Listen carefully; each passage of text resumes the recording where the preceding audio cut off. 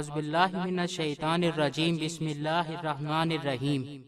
السلام علیکم دوستو، سسی پنو سندھی اور بلوچی کے افسانوں کی ایک مشہور ترین لوک داستان ہے۔ یہ داستان ایک وفادار بیوی کی ہے جو اپنے محبوب شوہر کی تلاش میں بڑی سے بڑی مشکلات کا سامنا کرنے کے لیے تیار ہو جاتی ہے۔ اس کے شوہر کو ان کے دشمن الگ کر دیتے ہیں۔ اسی طرح کی داستانیں شاہجو رسالوں میں بھی نظر آتی ہے اور سندھ پاکستان سے 7 مشہور اذیت ناک رومانوی لوک کہانیوں کا حصہ بنتی ہیں۔ باقی کی کہانیوں میں عمر ماروی، سونی مہر، لیلن چنیسر، نوری جام تماچی، مومل رانو، صورت رائے دیچ شامل ہیں۔ ان کہانیوں کو 7 ملکائیں سندھ کی یا پھر شاہ عبداللطیف بھٹائی کی 7 ہیروئنوں کے نام سے بھی جانا جاتا ہے۔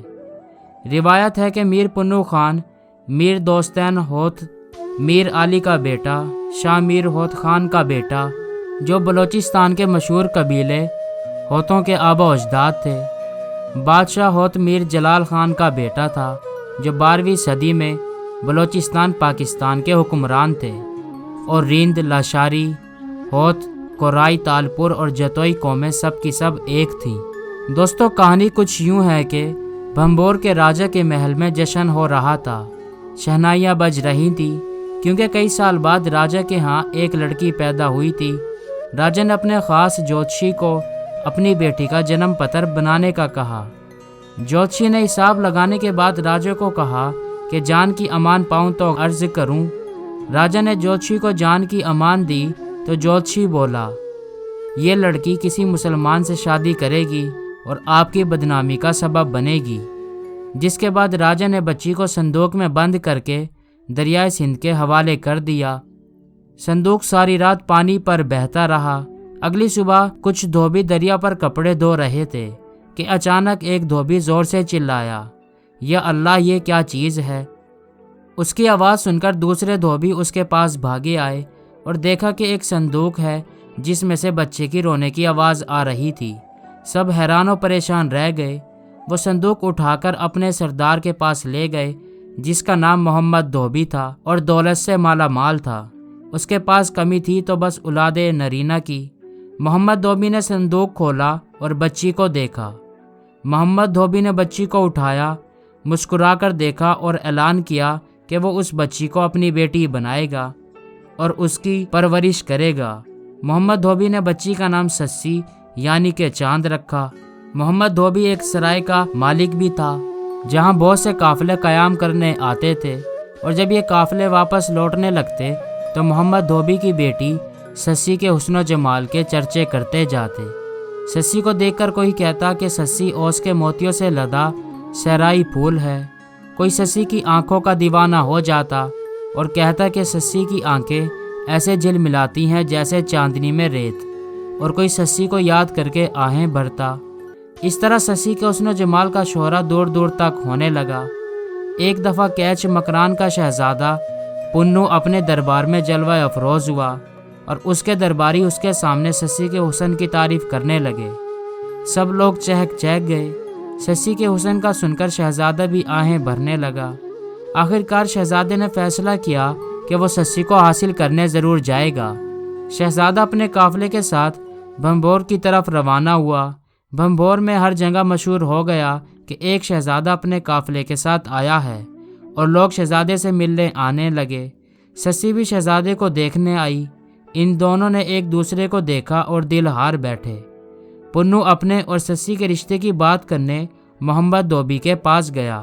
محمد دھوبی نے رشتے سے انکار کرتے ہوئے کہا کہ وہ سسی کو اپنی برادری میں ہی کسی دھوبی سے بیائے گا۔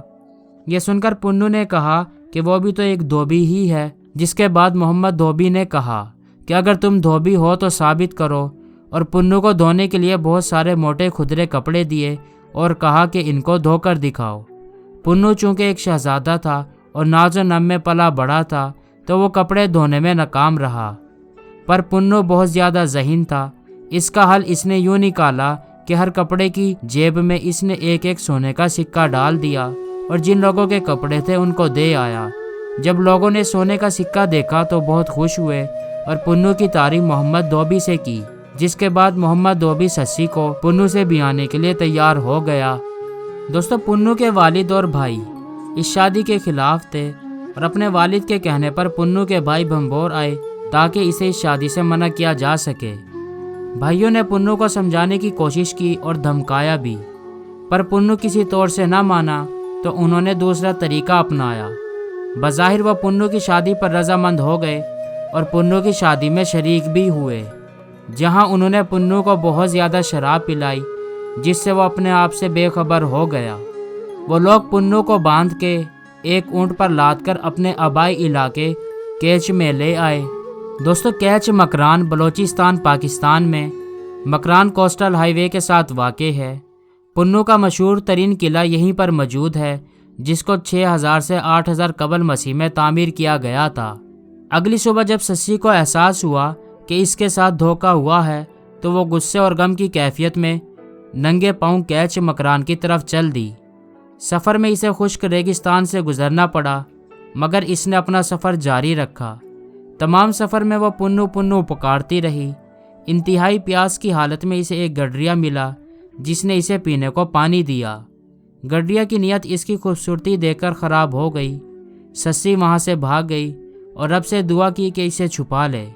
खुदा ने इसकी दुआ सुनी, ज़मीन शक हुई और वह इसमें समा गई। सस्सी ने अपने आप को पहाड़ों की एक वादी में दफन पाया। अगले रोज़ जब पुन्नू को होश आया तो वह भी सस्सी सस्सी पुकारते हुए भंबोर की तरफ भागा। रास्ते में इसकी मुलाकात इसी गडरिये से हुई जिसने इसे सारा माजरा सुनाया। पुन्नू ने भी अपने रब से वही दुआ की और ज़मीन एक बार फिर शक हुई और पुन्नू भी इसमें समा गया और अपने आप को इसी पहाड़ों की वादी में दफन पाया जहाँ सस्सी दफन थी।